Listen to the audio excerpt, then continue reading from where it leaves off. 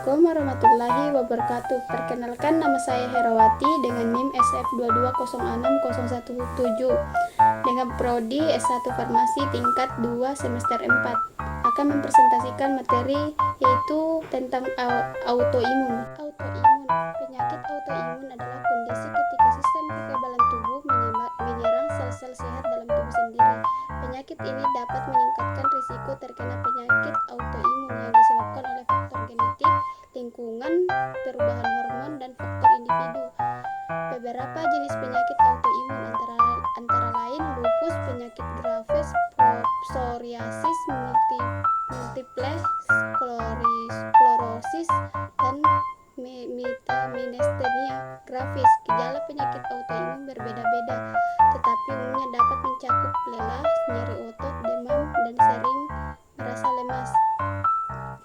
Pencegahan penyakit autoimun dapat dilakukan dengan menerapkan pola hidup sehat, seperti rutin berolahraga, mengonsumsi makanan bergizi, menghindari stres, dan melindungi dari paparan radiasi.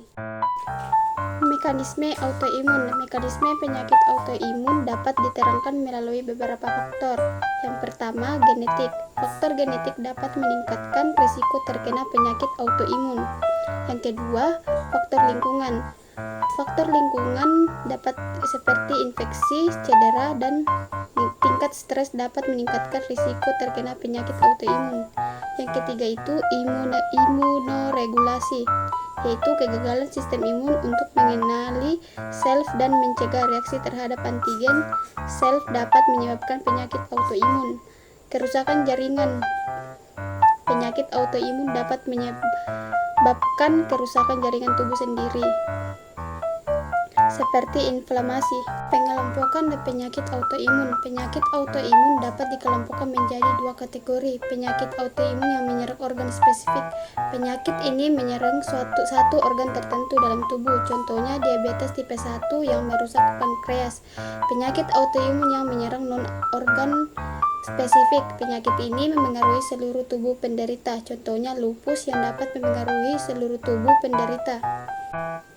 Berikut adalah beberapa jenis penyakit autoimun yang banyak diidap oleh wanita. Yang pertama, lupus. Penyakit ini dapat menyerang berbagai organ dan sistem tubuh tubuh.